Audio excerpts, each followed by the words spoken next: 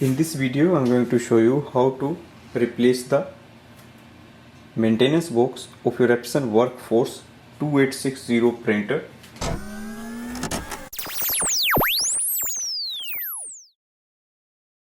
Maintenance box is just at the right hand side back of the printer. Move it, unscrew from here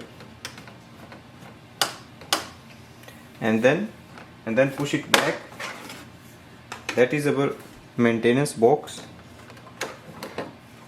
It looks like this. It has a chip in this side and the product number is T04D1. That will be displayed on the printer front panel.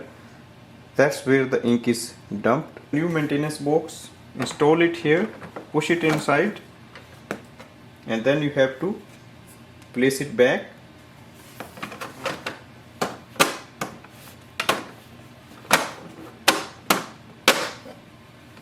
Now tighten the screw from this side. Go to the control panel. It displays product number. Next. Done. So once you replace it, we are ready to use it again. Thanks for watching.